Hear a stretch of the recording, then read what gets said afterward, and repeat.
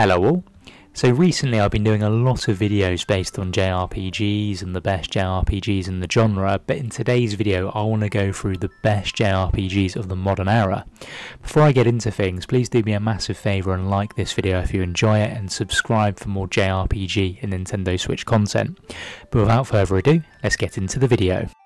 Now, no list like this is complete without Persona 5 Royal. The Persona series has really been put on the map since the original release of Persona 5, but Persona 5 Royal adds to this in every way. Now, Persona 5 Royal is widely celebrated as one of the best JRPGs ever made, and there's several reasons why you should play it. You've got a really engaging storyline. The game features a compelling narrative that combines elements of high school life with supernatural adventures. You'll follow the protagonist's friends as they fight against corruption in society. Each character in your party has a rich backstory and unique personality, and you'll build relationships with them, which adds depth to the gameplay and unlocks new abilities. Persona 5 Royal as well is known for its stylish art design, vibrant colours and incredible soundtrack that enhances the overall experience. Compared to the original Persona 5, Royal includes new characters, an extended storyline and refined gameplay mechanics that makes it an absolute must for JRPG fans. I remember playing Fire Emblem Three Houses during lockdown, and it's a game I have fond memories of for many reasons. Again, similar to Persona 5, I feel Fire Emblem Three Houses helped to introduce many new players to the series. And if the name isn't a giveaway, Three Houses had you choosing from 3 different houses with a unique and gripping story, with each house you choose, meaning to get the most out of the game you had to play through it 3 times. The characters are really well developed, each with their own backstories, motivations and growth arcs. The game allows players to build relationships with these characters, making their journey more personal and impactful. The turn-based combat system is both challenging and rewarding. Players must carefully plan their moves, considering terrain, unit strengths and enemy weaknesses. The addition of battalions and combat arts adds layers of strategy to this amazing game. Between battles, players manage their time at the Officers' Academy, teaching and training their students. This aspect of the game adds a unique blend of RPG and simulation elements, making the gameplay more varied and engaging. The game boasts beautiful graphics and a memorable soundtrack that enhances the overall atmosphere and feel of the game.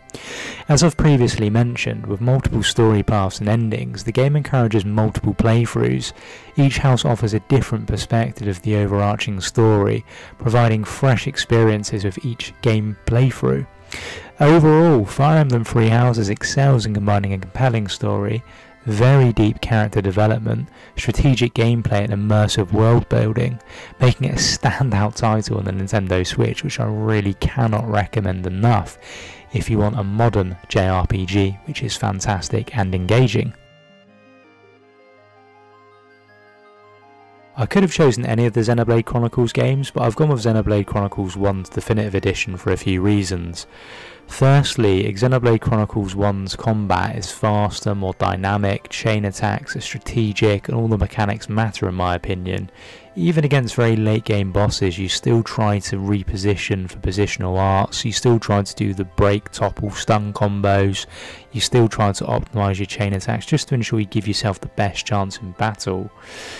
Not only that, of course, the graphics play a massive part. The Definitive Edition features significantly improved visuals with updated character models, environments and textures.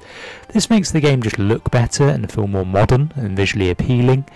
The game includes numerous quality of life enhancements such as a more intuitive user interface, better quest tracking and improved navigation. These changes come together to make the gameplay experience smoother and more enjoyable, but overall Xenoblade Chronicles Definitive Edition offers a more polished and enriched experience, making it the very best way to enjoy this classic JRPG.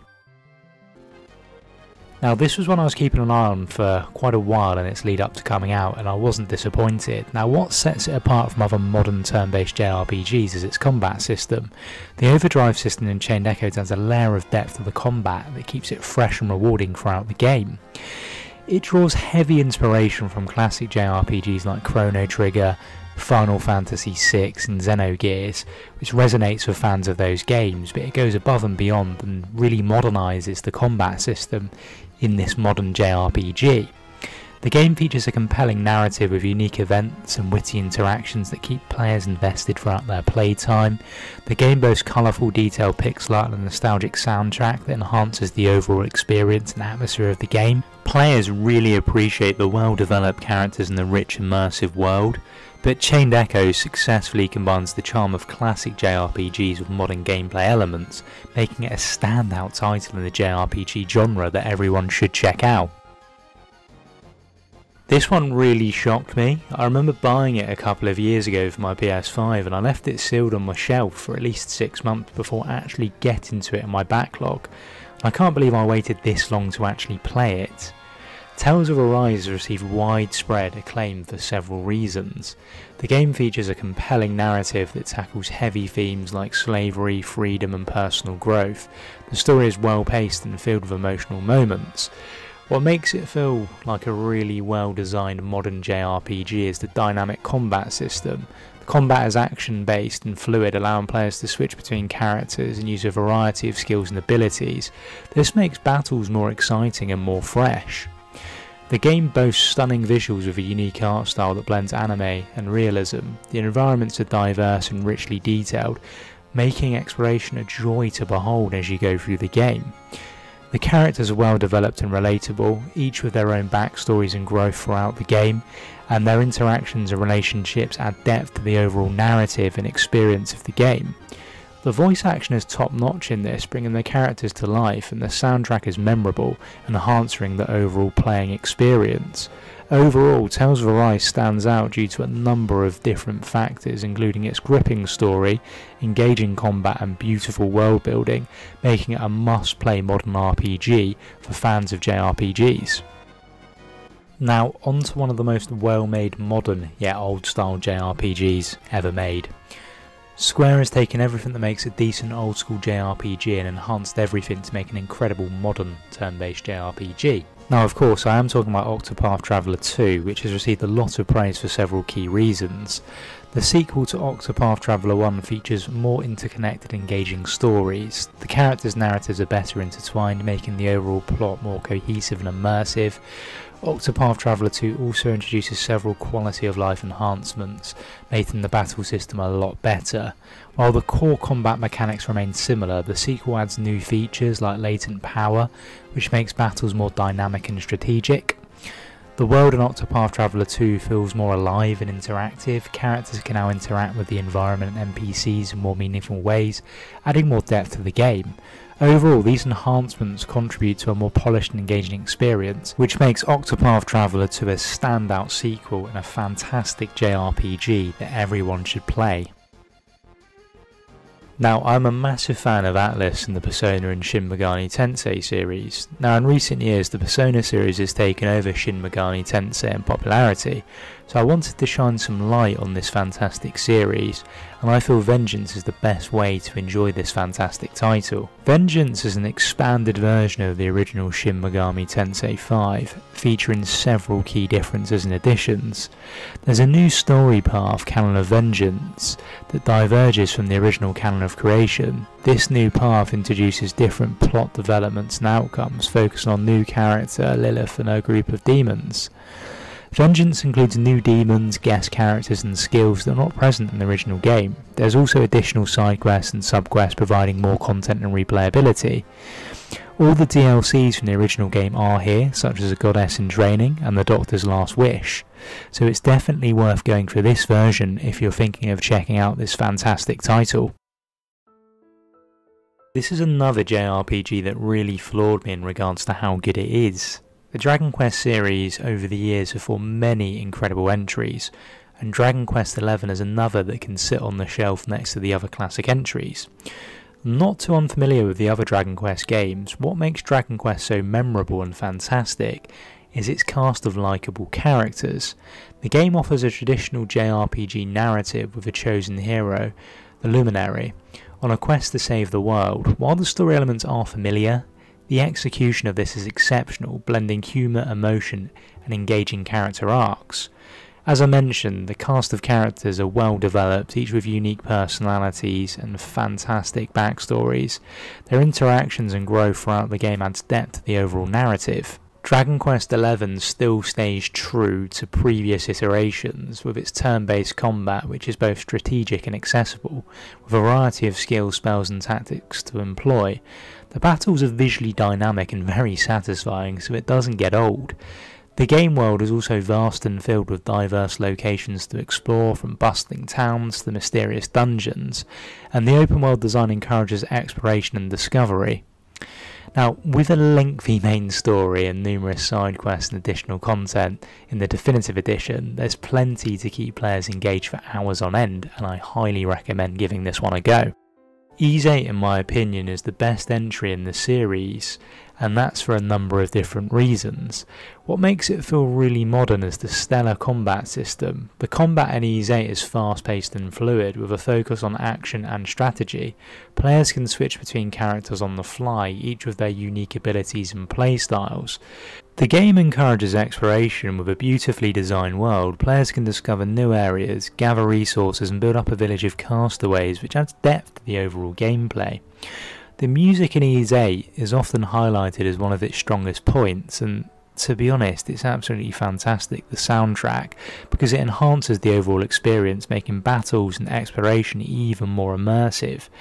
The characters are really well developed and likeable, each having their own backstories and personalities that really thrive in this game, making the interactions and relationships within the game even more meaningful. With multiple different difficulty levels in the New Game Plus mode, Ys 8 offers plenty of reasons to replay the game and experience different aspects of its story and gameplay. Overall though, Ys 8 Necromancer of Dana stands out due to a combination of engaging story, dynamic combat and rich world building, making it a must play for fans of action JRPGs. Now, it is really difficult to not include this on the list, so I just had to include it, and for good reason. If I'm honest, this is probably the best overall package of any game on this list, with how much there is actually to do in this game. Final Fantasy VII, the original, is objectively the best JRPG of all time. The original on PS1, which is nearly 30 years old. Yep, you heard that right. A few more years, it will be 30 years old, which is absolutely bonkers. Now, Final Fantasy VII Rebirth has been praised for several reasons. While Remake is set primarily in the city of Midgar, Rebirth allows players to actually explore a much larger world, including new locations, so you actually get out and actually get to see more of the world of Final Fantasy VII, which I think a lot of people wanted in the original remake. But of course, Square have an idea for this. This is going to be a 3-part series, so that's why they've kind of split it up like this. Rebirth also improves on the graphical fidelity of the game. You know, there's more detailed textures, models and animations. Characters like Red 13, Yuffie and Kate Sith are now fully playable in Rebirth as well, adding more variety to the gameplay. The game offers a more open world experience with seamless transitions between areas, enhancing the sense of immersion. Rebirth also introduces new combat mechanics, including synergy abilities that allow characters to perform powerful joint attacks. Overall, the enhancements they've made in Rebirth is absolutely fantastic. It's a more expansive and engaging experience compared to Remake, and to be honest, as I mentioned, this is the most complete modern JRPG package that I think everyone should check out. But that's it for today's video. Any games that you think should have made this list? I do appreciate if I included every fantastic modern JRPG. This video would be way over an hour long, maybe even 2 hours long. But any you think I should really check out, please do let me know in the comment section below. If you've enjoyed this video and this style of content, please do really consider subscribing to the channel.